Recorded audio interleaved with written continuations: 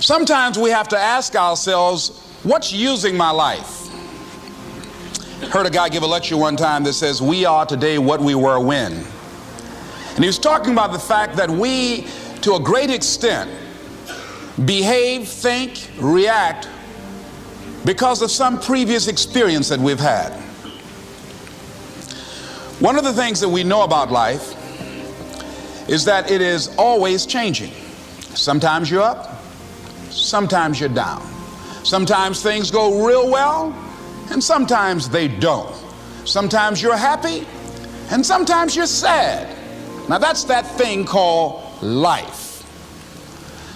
And when we begin to understand and know that, accepting that reality that we will never ever have things just on an even keel all the time, that you're going to have some ups and you're going to have some downs, but during those down moments, that's where the growth takes place. That's where the work is. See, anybody can feel good when they have their health, their bills are paid, they have happy relationships, business is successful. Anybody could be positive then. Anybody can have a larger vision then. Anybody can have faith under those kinds of circumstances. Am I correct? See, but the real challenge of growth, mentally, emotionally, and spiritually, comes when you get knocked down. Somebody said that adversity introduces a man to himself or a woman. How you handle it, that's where the growth takes place. When I was facing some challenges, I had a guy say something to me, and I suggest this is one of the first things that you want to do when you're facing a challenge. You want to get unstuck. Evaluate where you are. Look at it, assess yourself. Assess yourself and assess the situation. What brought you there? What role did you play? Earl Nightingale had a saying I like. He said, all of us are self-made, but only the successful will admit it. What has brought you to this point? What did you learn from it? Are you learning anything, or are you doing it over and over and over again? Somebody said that insanity is doing the same thing in the same way, expecting a different outcome. Are you going through it, or are you growing through it? Are you bigger and better because of it? Because it's not going to leave you until you grow through it. I was going through a major challenge in my life that was wearing me out, that was using me. You see, your mind is you know, when you go into a service station to get gas, you don't go in there and just start pumping. When you push the lever up, it clears the previous bill. By the same token, if you want to begin to move, you've got to clear your mind of all the unnecessary luggage and baggage that's weighing us down. I couldn't move, I couldn't think about what am I going to do to get out of this situation, because I was so concerned about what happened and what he did to me and how bad it was. I was so stuck in that I couldn't even focus on what I should have done. Feeling sorry for myself and angry, and none of that was taking me anywhere. So pretty soon I learned through effort, made a conscious, deliberate, determined effort. I had to let it go. I had to forgive it. Let it go and begin to focus on developing myself. And I say to you, you're going to have people to do things to you. Things are going to happen to you. And the most important thing to do is to harness your will and let it go and move so you can grow, so you can get on with your life. It doesn't matter about what happens to you. What matters is, what are you going to do about it? All of us have experienced some tragedy, and if we haven't, we will. And you can either let it destroy your life, or you can build upon it. You can permit it to let it hold you down, or you can decide, I'm not going to let that happen to me. I'm bigger than this. Make a declaration to yourself. Declare all out war that you're going to get out of this rut. I don't care how good you are. I don't care how talented you are. I don't care how much you work on yourself. There are some times when things aren't going to go right. They just are not going to go right. There are times when anything that can happen will happen. Murphy's Law will be knocking at your door. Why? I don't know why. That's called life. And you have to deal with it. Sometimes your life will be in a slump, just like sports. Some of the best shooters can't hit baskets different times in games. They get in a slump. Do they sit on the sideline and say, you know, I just didn't hit a basket today? No, they continue to execute. I suggest to you that if you are facing a challenge, don't stop.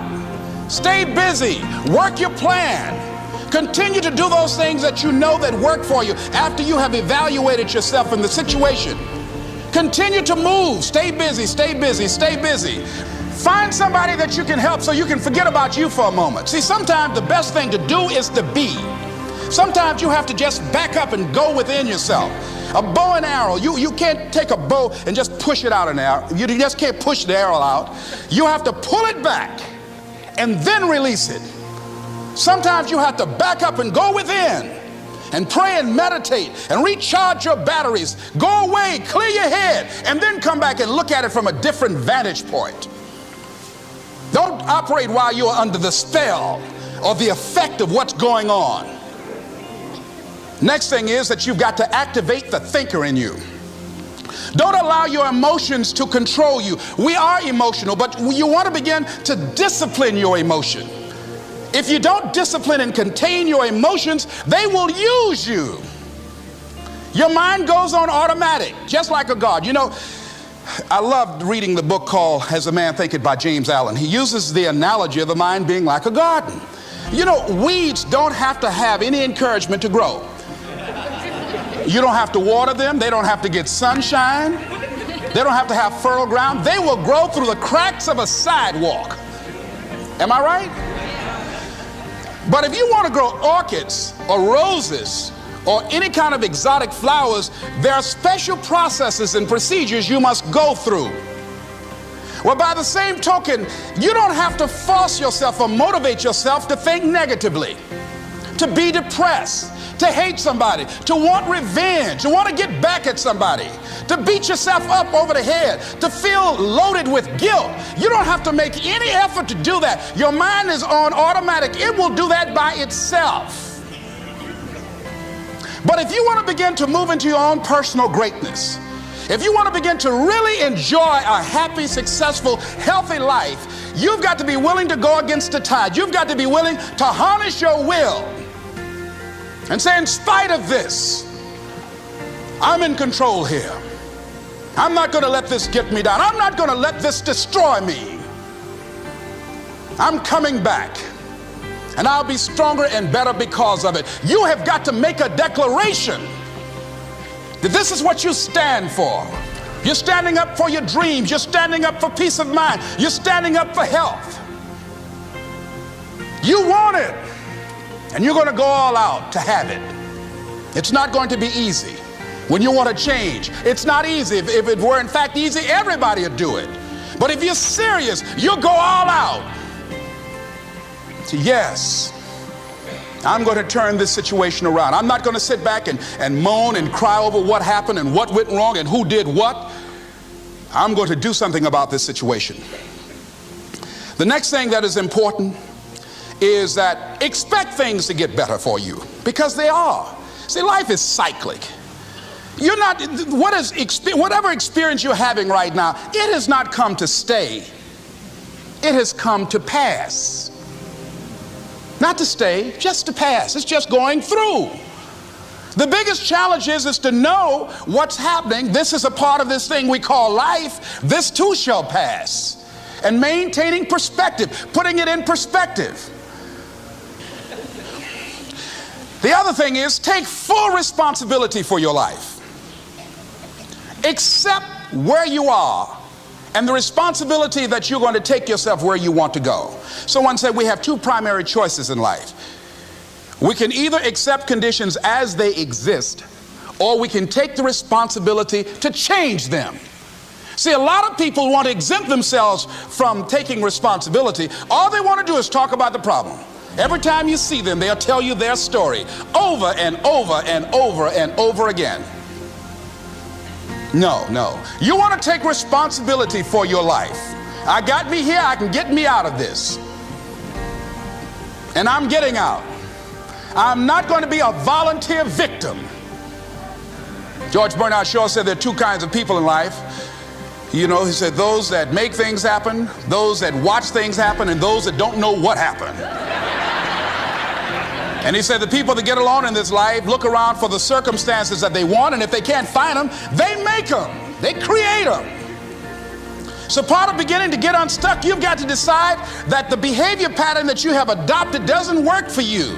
You've got to change your strategies, and changing your strategy means reinventing your life,